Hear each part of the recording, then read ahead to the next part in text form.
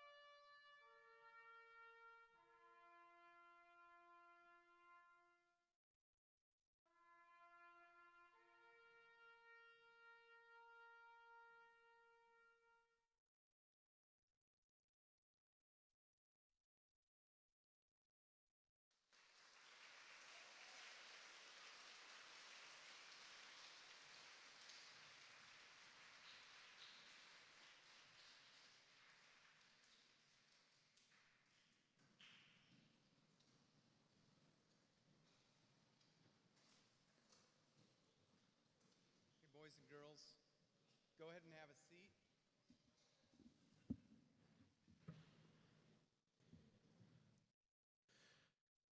Good morning.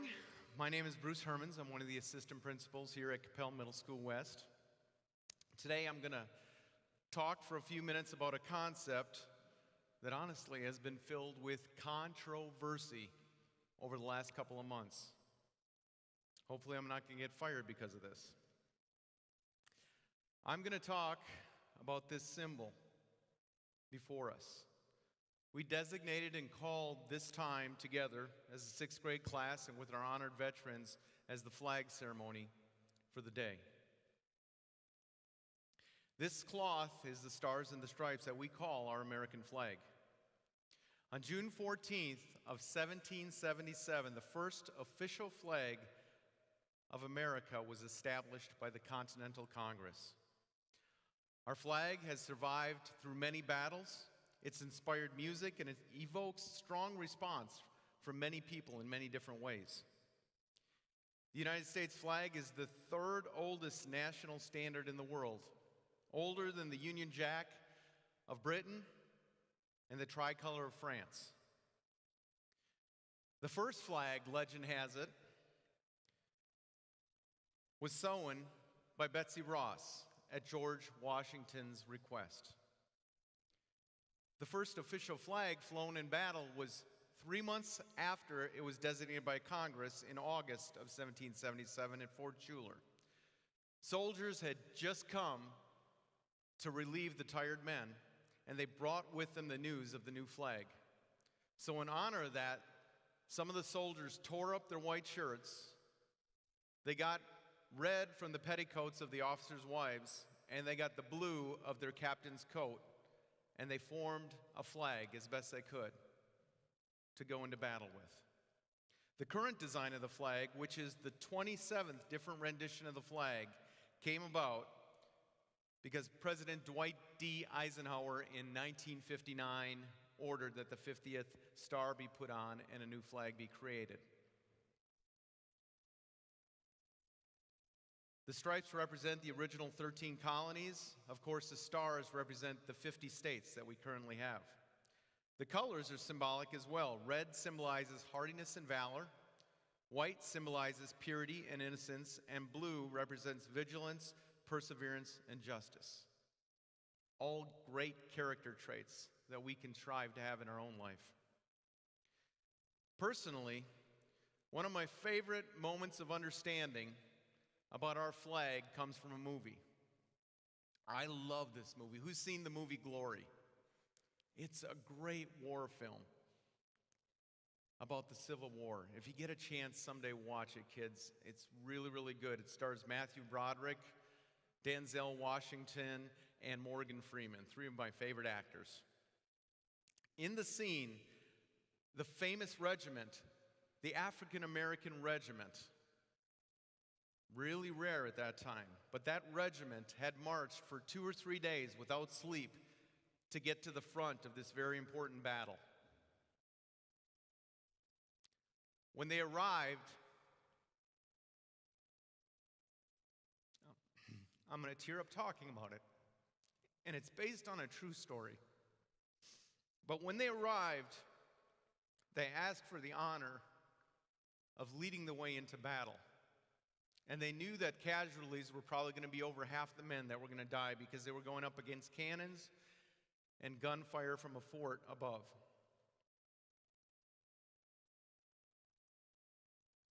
The captain of that black regiment was a white man.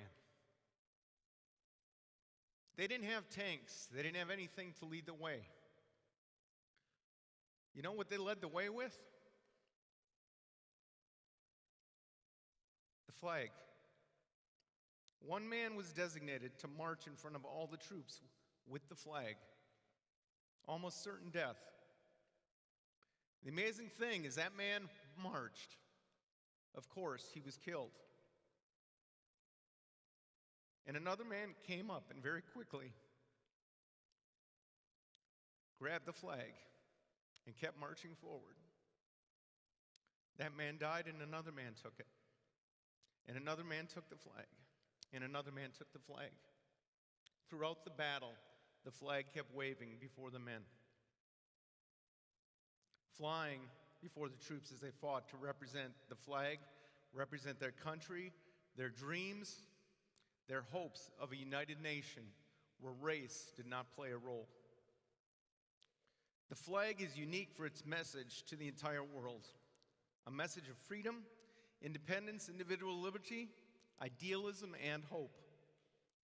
It's a banner flying high over an assemblage of 325 million free people from every race on the earth, whose hearts are united and created indivisible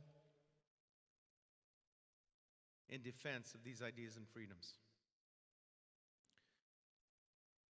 By proclamation of the President and Congress, this flag is flown continuously in 22 different locations across the United States, including the White House, Valley Forge, the South Pole, the North Pole, Mount Everest, and even the moon.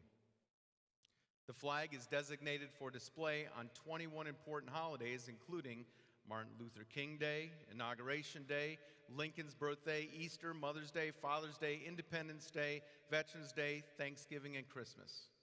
I think we should make all those school holidays too, don't you? Many famous paintings and pictures of the flag are etched in our memory. This is a famous one of Teddy Roosevelt and his famous Rough Riders raising the flag after a great victory that they had. The next one, incredibly famous, raising the flag over Iwo Jima in World War II, one of the most popular images of war that we have in this country. Taken in 1945, it's the only picture to win a Pulitzer Prize in its first year in publication. 6 men raised the flag, 3 of them ended up dying in the war. The next one of my favorites, July 21st, 1969. Guys, I watched this live when I was in school.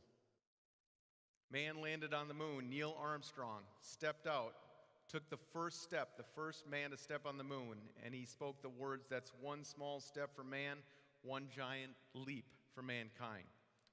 Armstrong and his partner Buzz Aldrin planted the flag of the United States permanently on the moon. This last picture, just before most of you were born, of course, symbolizes something that you guys have come to know and understand: the collapse of the World Trade Center.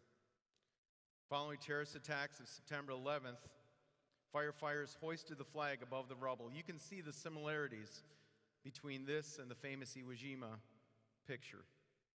Can you imagine what those firemen were thinking as they were hoisting that flag at Ground Zero?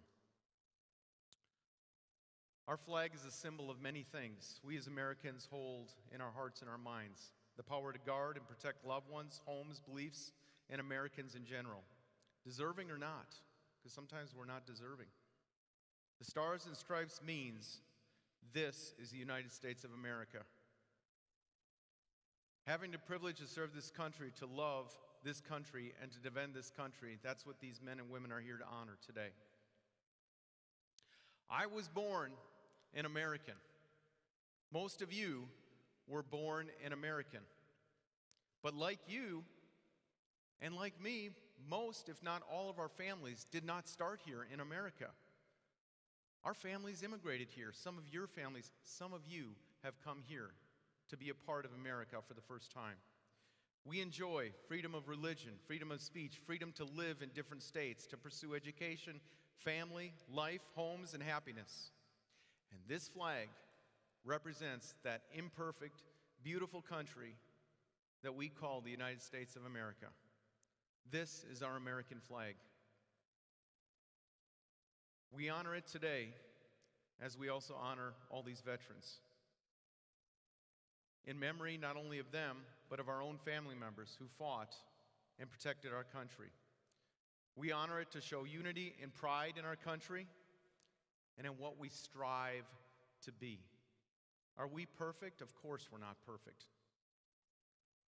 We are made up of 325 million imperfect people striving to be the United States of America. So I ask you, let's honor our flag. Let's honor the bravery and the service of these men and women who defend it, who have defended it, and who will continue to defend it for our benefit. I'll close by sharing a few words from a wonderful patriotic song by a guy named Lee Greenwood. And I hope that you can reflect on the words and on the flag in a deeper way as I share the words. I'm proud to be an American, or at least I know I'm free. And I wouldn't forget the men who died who gave that right to me.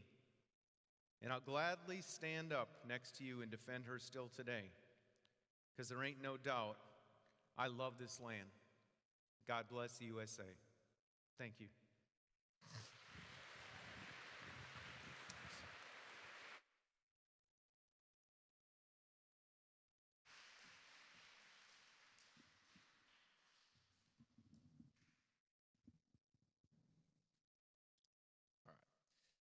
At this time, we'd like to recognize our honored guests for their service to our country. When you hear your name, please stand with your learner. You may have a seat when the next name is called. Sixth graders, please hold your applause until the very end. It is an honor to have with us today Tom Harwood, grandfather of Graham Shuey. Brett Dula, grandfather of Tate Rauschenbaugh.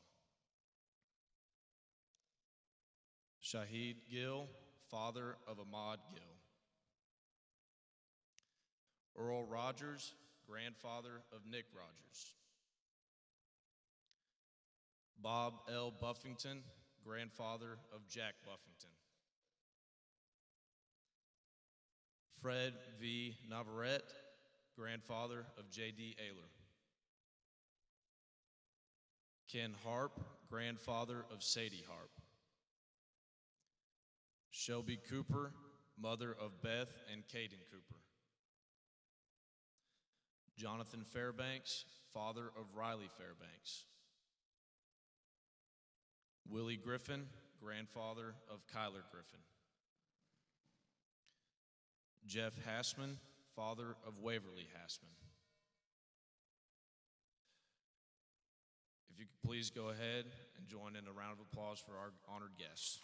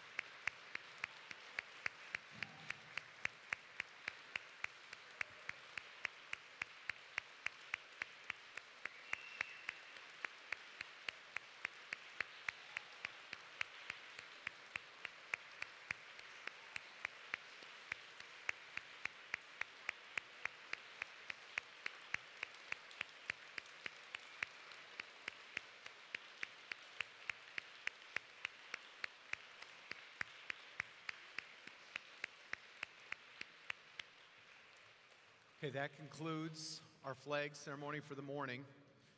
Boys and girls, at this point, the 6th grade is going to go to the cafeteria where we are going to live stream for you the next portion of the event. So you're going to be able to participate, and that's quite a great thing because last year was the first year we did that. You can thank the guys from KCBY at the high school for making that opportunity happen for us. So teachers, if we can start at the back row and start moving, stay seated. We'll make you stand one row at a time. So we'll start at the back row, and we're going to move you into the cafeteria. Some of you will sit on the floor.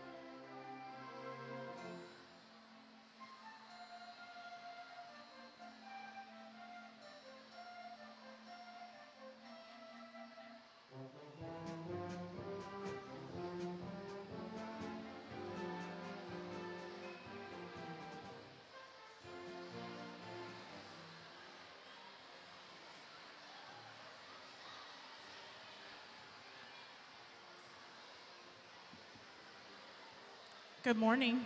Can I have your help, please, for just a moment?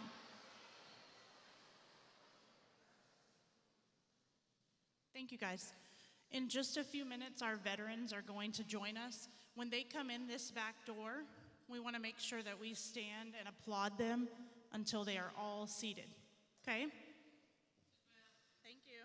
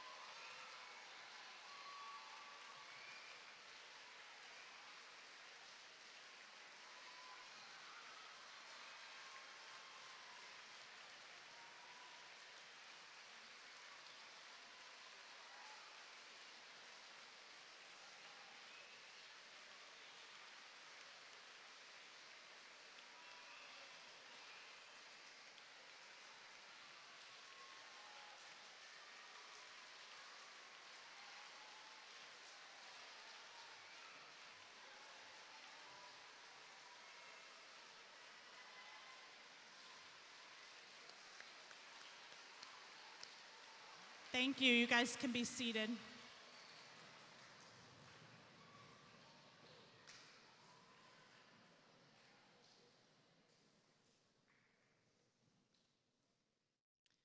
Good morning.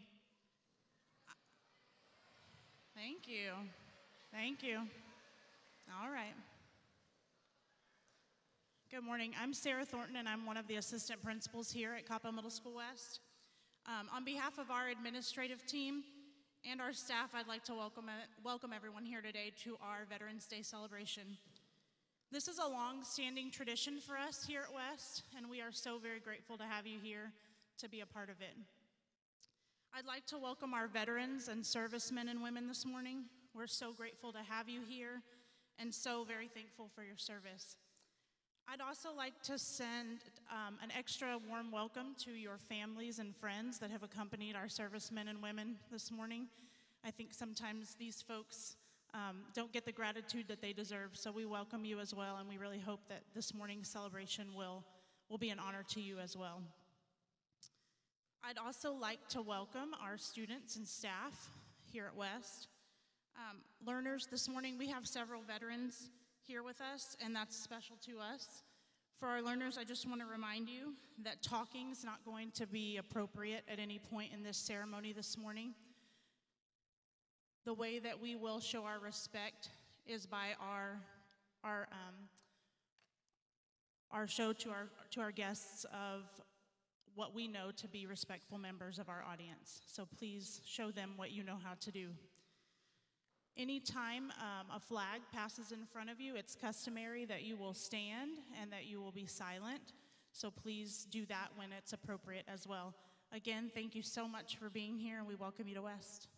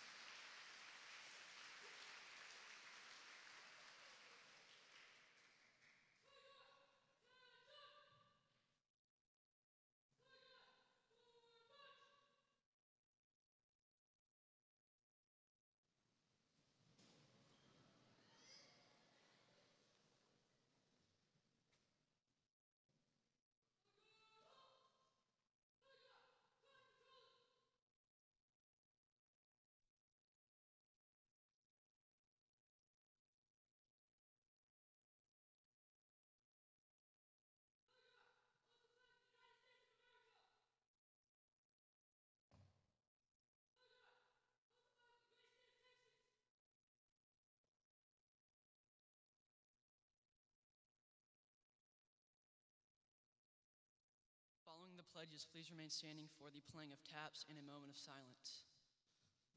I pledge allegiance to the flag of the United States of America and to the republic for which it stands, one nation, under God, indivisible, with liberty and justice for all.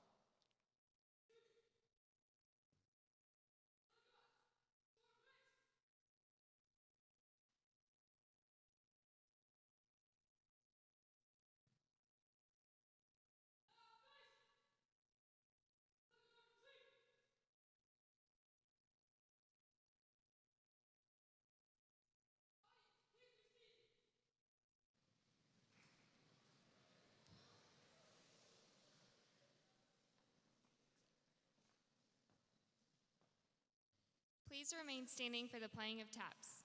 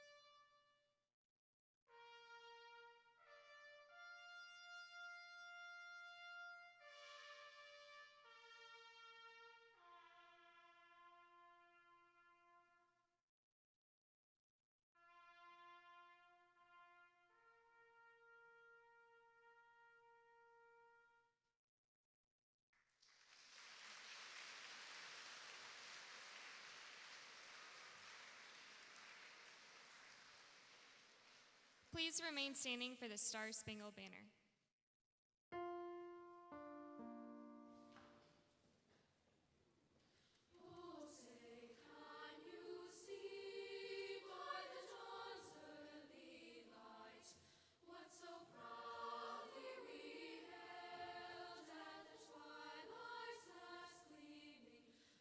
Stripes and bright stars through the perilous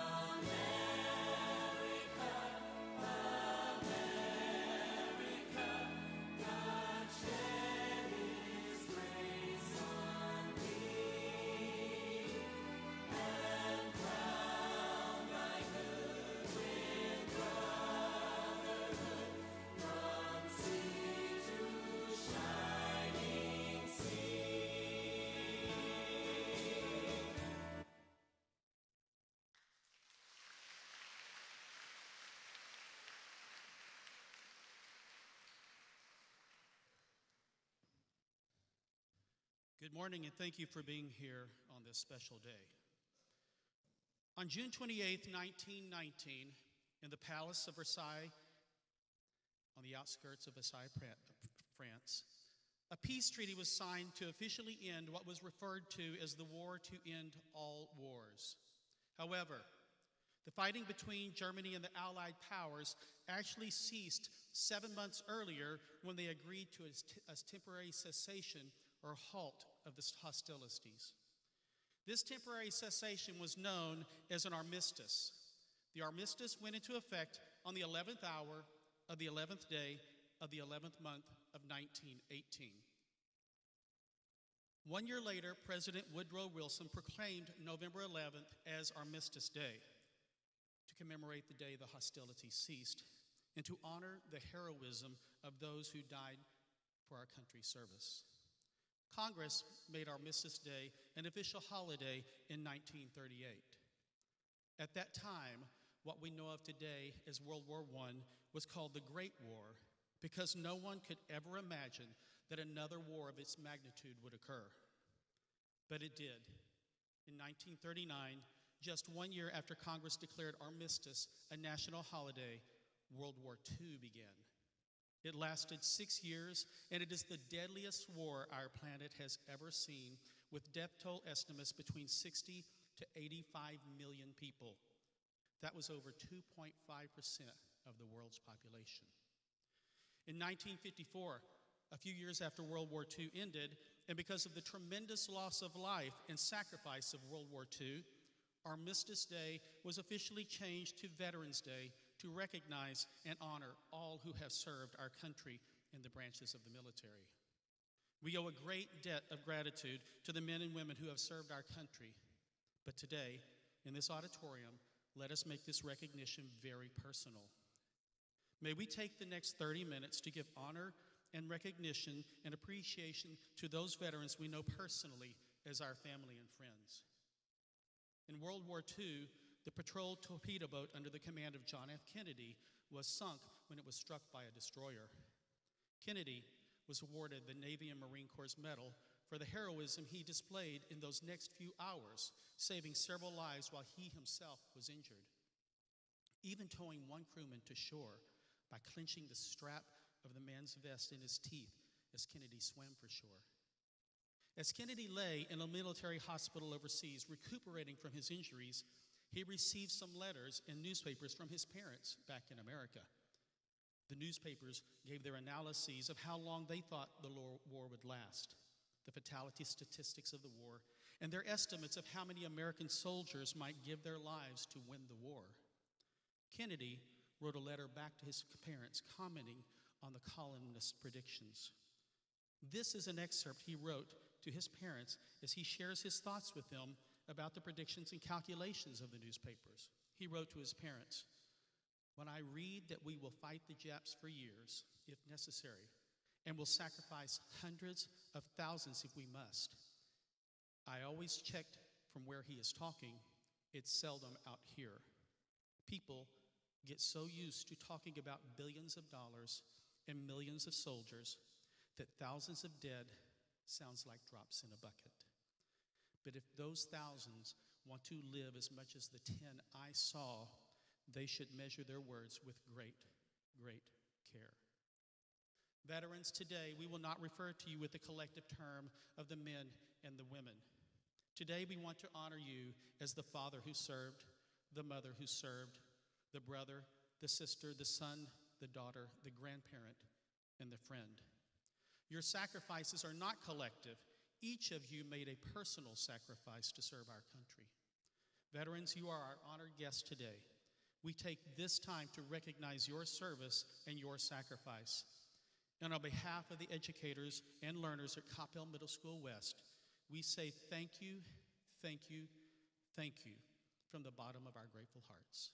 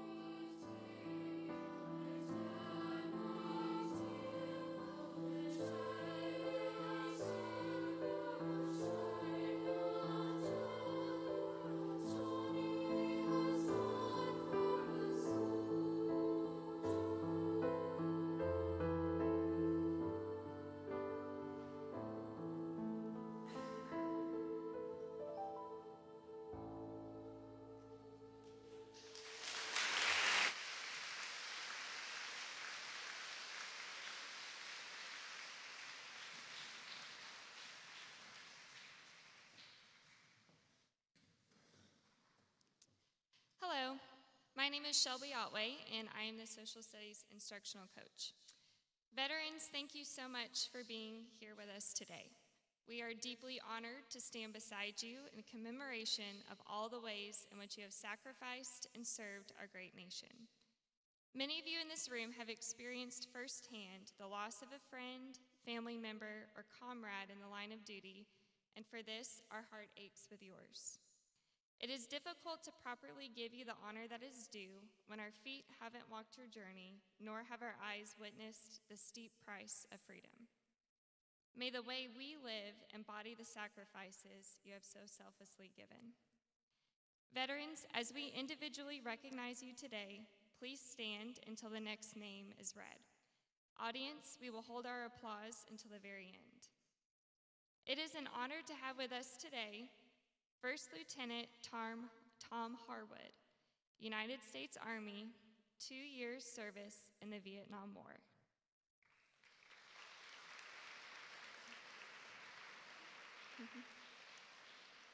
Lieutenant General Brett Dula, United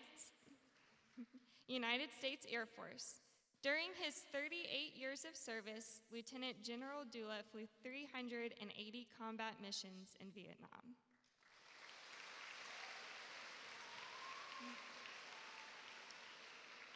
Senior Airman Shahid Gill, United States Air Force from 1997 to 2005. During his 9 years of service, Senior Airman Gill served as an Air Force air traffic controller, served as part of the United Nations Stabilization Forces in Bosnia, and was awarded the Air Force Achievement Medal, the Expeditionary Medal, and the NATO Medal.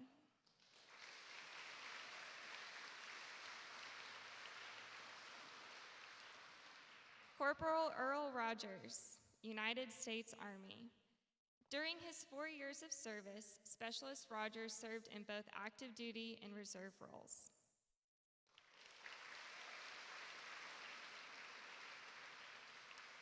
Corporal Christian Caro, United States Army. During his 8 years of service, Corporal Caro was a recipient of the Purple Heart.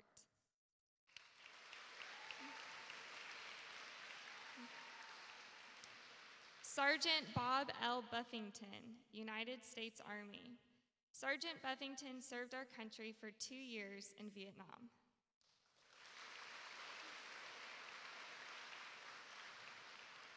Lieutenant Colonel Fred V. Navarrete, United States Army National Guard and Air Force Reserve.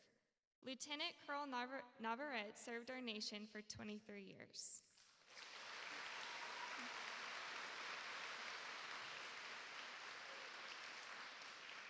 Lieutenant Colonel Stephen Wright, United States Army, served from 1977 to 2000.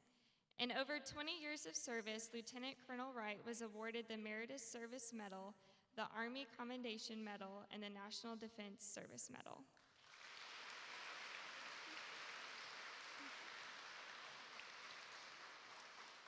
Lieutenant Junior Grade Shelby Cooper, United States Coast Guard, 5 years of service.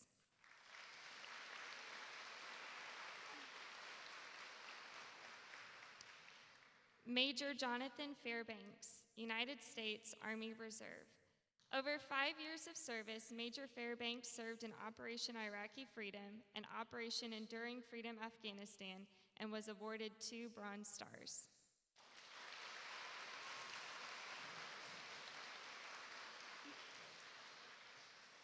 Corporal Willie Griffin, United States Army. During his 6 years of service, Corporal Griffin served in both Special Forces and military intelligence units and was an expert in rifle and grenade.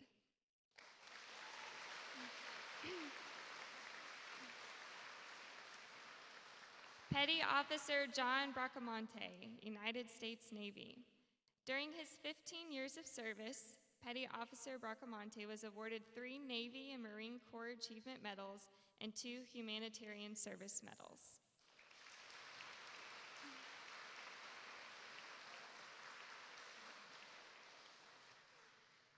Captain Jeff Hossman, United States Army. Between 1987 and 1992, Captain Hausman served in Operation Desert Storm and was awarded the Bronze Star.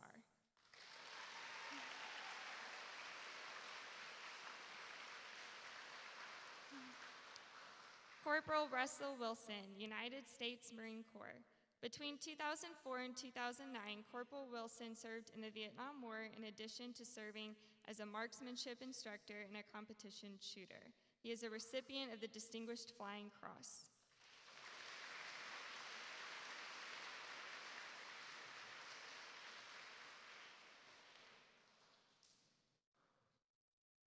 Frank Eaton, United States Air Force. Between 1953 and 1956, Mr. Eaton served as a B-29 gunner and was awarded the Korean Service Pin and received commendations for marksmanship and good conduct.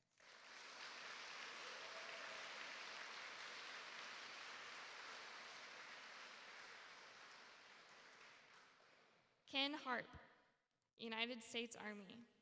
Between 1968 and 1971, Mr. Harp served as a military advisor to the Army of South Vietnam and received both the Army Commendation Medal and Combat Infantry Badge.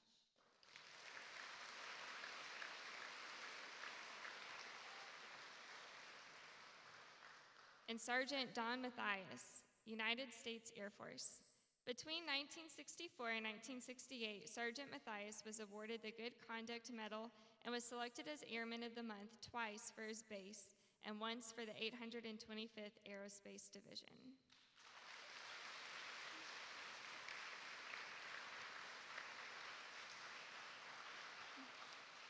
Veterans, thank you so much for your service.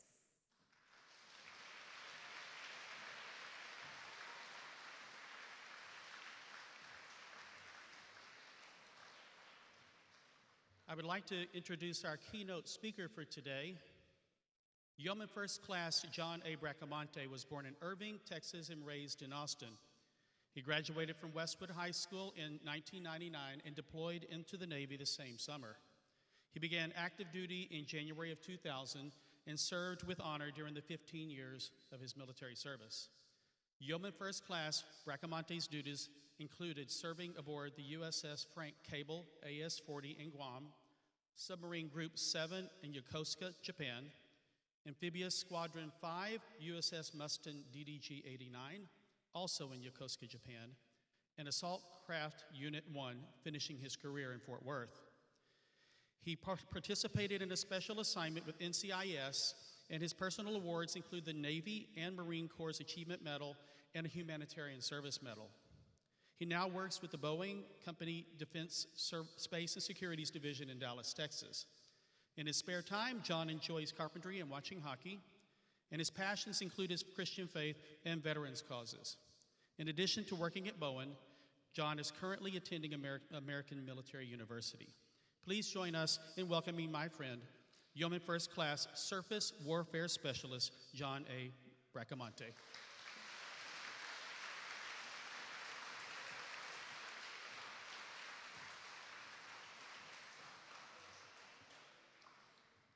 Yeah, I'm not as tall as Mr. Norman is. Good morning. Hi, everybody. How y'all doing? Good. So, yeah, it's 15 years. I started off just a young kid, fresh out of Austin, Texas, flying up to Chicago, Illinois in the middle of January. And I remember getting off the plane for boot camp, coming out of Texas, and some of y'all might remember something similar. But I looked around and I saw a bunch of white stuff everywhere. Turns out up north they call that snow. So for those of you that grew up here, just remember that for later. If it's cold, wet, yeah, stay away from it. But yeah, that's how I started off. I didn't really know what I was doing. Just kind of jumped right into it and went where they told me to, jumped when they told me to, slept when they told me to, ate when they told me to. It was kind of rough. And I'm sure same experiences up here in the first couple rows. But right after that, I went to Guam, and that was an interesting experience. On board a big old ship that just floated around, and all we did was fix other ships, going from port to port, fixing other ships at sea. So it was quite interesting, but I got to see a lot of the world, mostly Southwest Asia, a little bit of Australia, some other places, and that was pretty cool too. But really, once I got past serving on staff at Submarine Group 7 in Yokosuka, Japan, moved on to service on board Amphibious Squadron 5. We were actually out of San Diego and on board amphibious assault ships, hence the name Amphibious Squadron. For those of you that don't know, an amphibious assault ship, if you've ever seen those giant, humongous aircraft carriers, an amphibious assault ship is like a shorter version of that, but we also carry a bunch of Marines on board. So it's a little bit different, but way more fun. But it got interesting. That's, for some of you, you might remember in 2009, a little incident that happened off the coast of Somalia. First time in over 200 years, a ship with the United States flag on it, this same flag that we hold so dear, got overtaken by pirates. So that's the first time that happened in 200 years. So we were there. We were ready to respond, ready to take action, ready to save our fellow Americans. And as I look up here, I see the same thing that we were so ready to do then. These guys are ready to do now, today, even still. And that's why we signed up. And that's kind of one of the things I wanted to talk to you guys about this morning is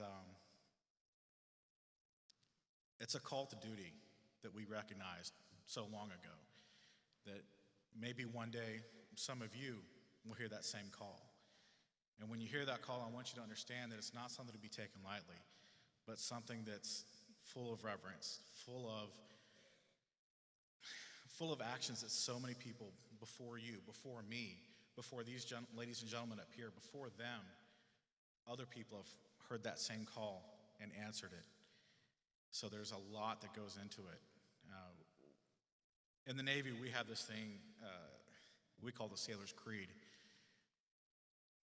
And a big part of it that especially rings out to me as we talk about those who have gone before me to defend freedom and democracy around the world.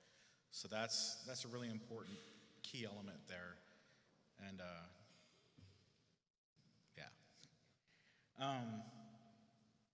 so anyhow, after Amphibious Squadron 5 in San Diego, I moved on to the last ship that I was on, the USS Mustin, DDG-89, out of Yokosuka, Japan.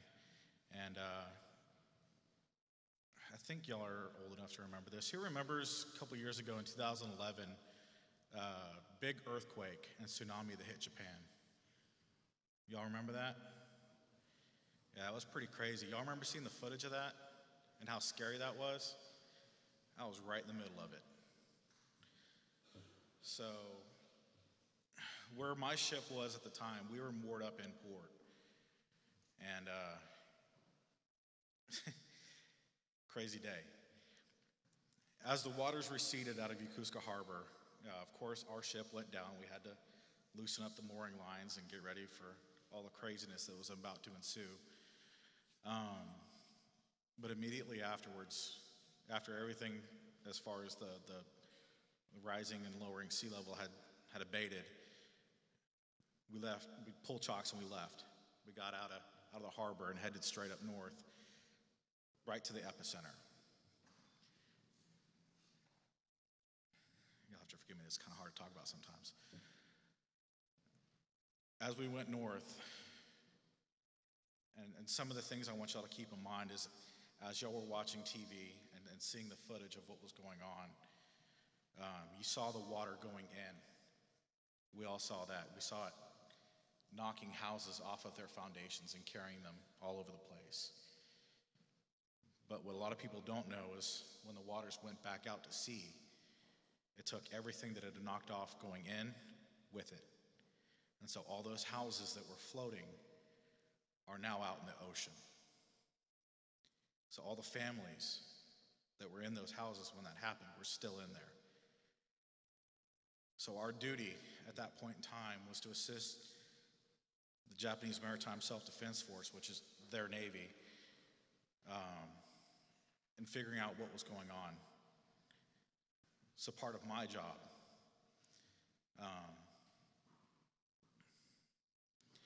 was to figure out who was in the houses. So we had a team that was actually in the little motorboats that were going into these houses. For some of you might remember images of Hurricane Katrina and what was going on there in the aftermath and putting the spray painted X's on houses that have already been checked. We were doing the same thing, except at sea, in houses that people had drowned in their own living rooms in, whole families. And I'm not telling y'all this story to bum y'all out, because it is pretty bumming. But some of y'all are getting ready to start making friends here in a couple of years, that as y'all finish up high school, some of your friends are going to leave for the military. Some of your friends might be coming back. Some of your families might be coming back. And when they do, they're going to be carrying some of the same emotional scars and emotional wounds that we came back with. And so what I wanted to talk to you guys about this morning are two important words that when your friends come back, just remember these two words. Be there. Just that. Be there. One of the hardest things for us to do is to talk about what we've seen. It hurts every time we talk about it. But the more we talk about it, the more light gets put on it. The more light that gets put on it, the more we begin to heal.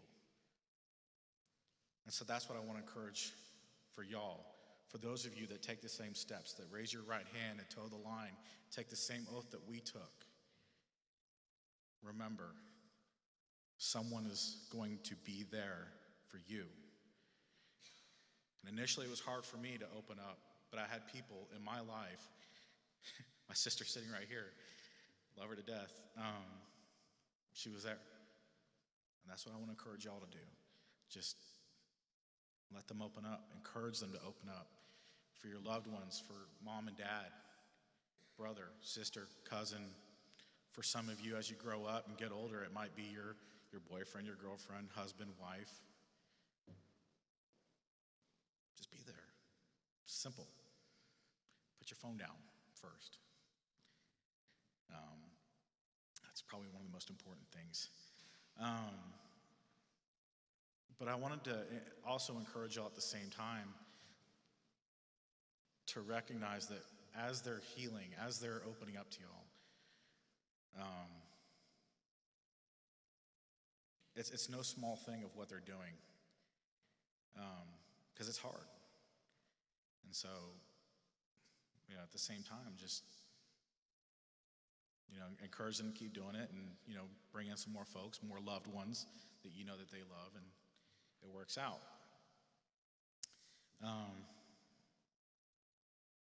But to kind of move on from that. We're good? All right. Quick second here.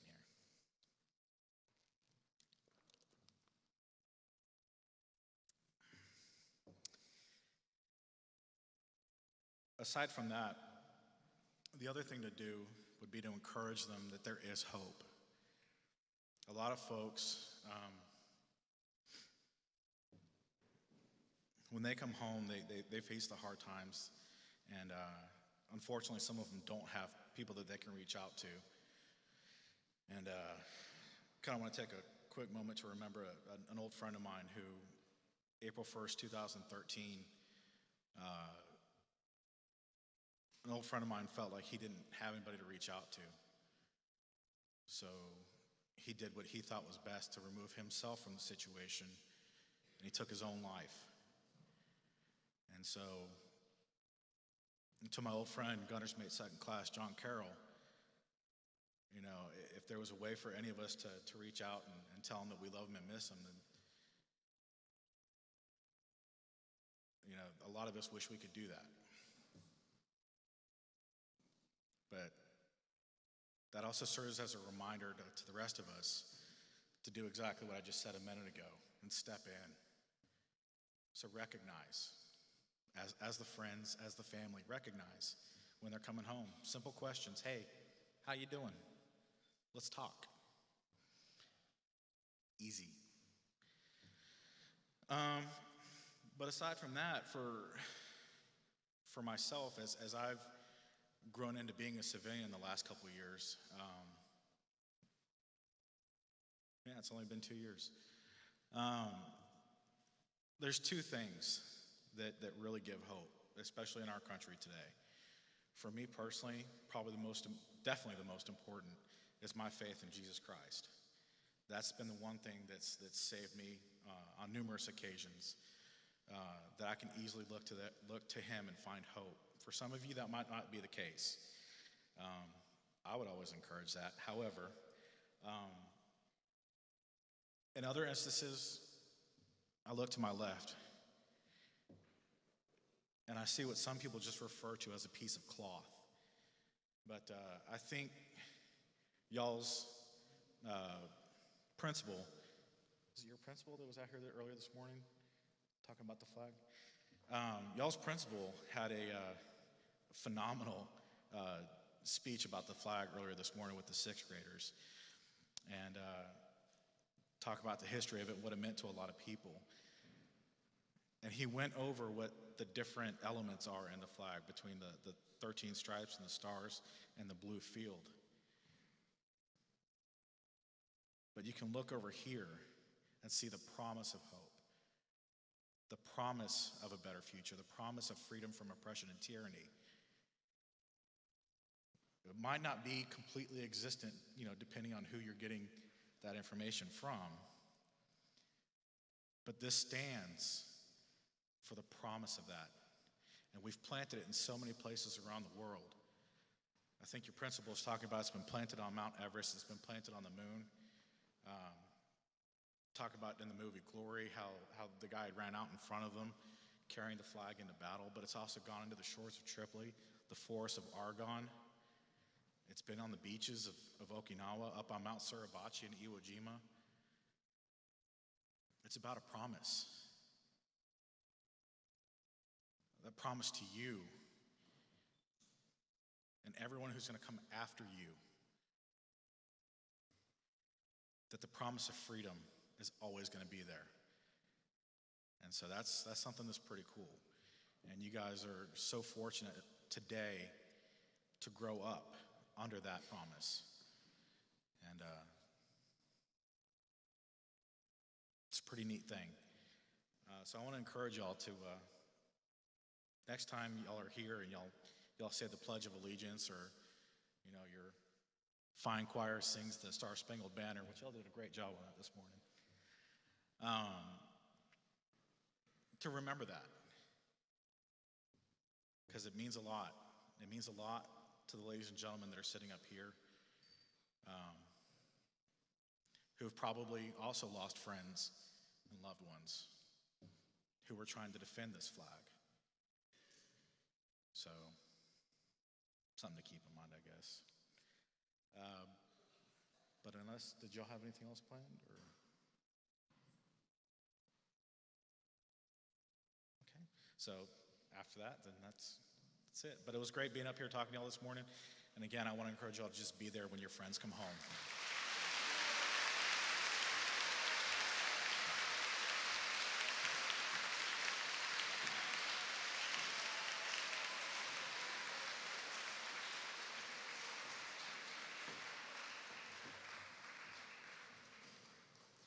Can we give one more round of applause to all of our veterans and servicemen and women?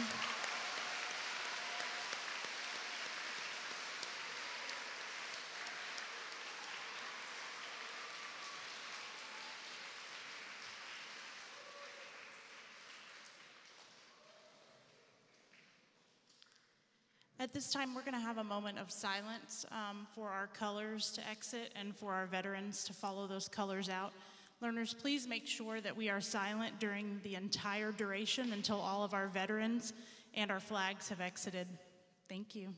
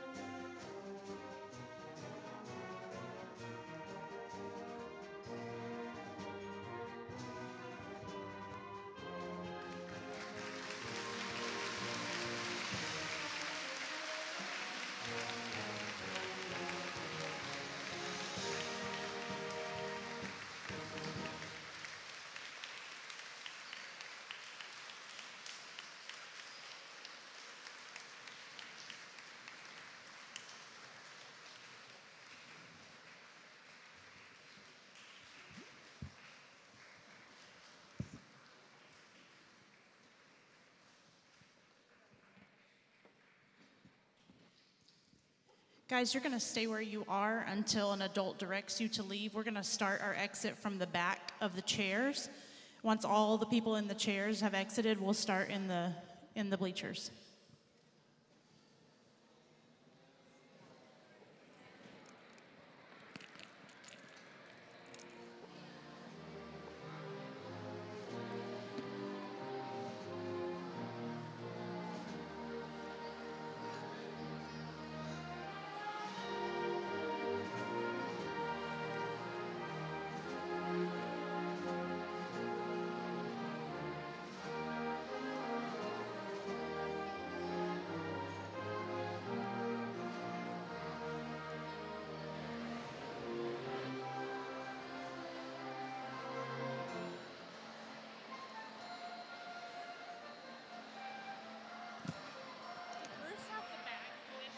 Period. We're going to second period as we leave. Second period. Thank you.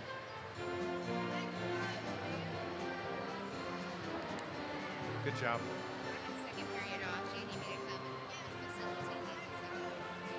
That'd be nice.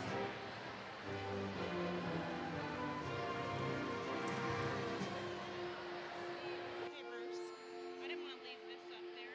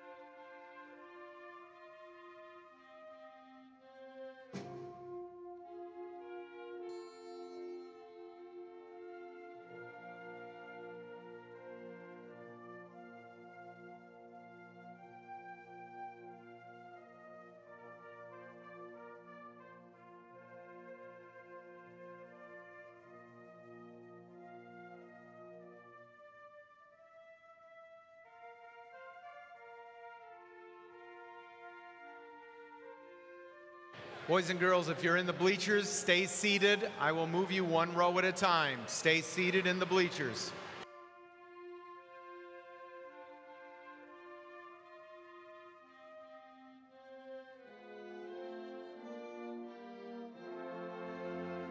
Miss Moore, can you take that side and dismiss? Thank you.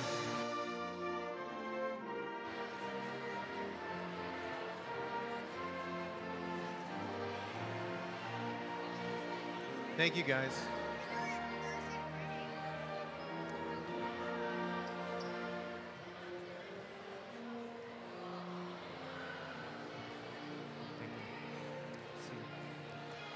Okay, 2 rows right here. Go. Bottom 2 rows. Up and go. Bottom 2 rows.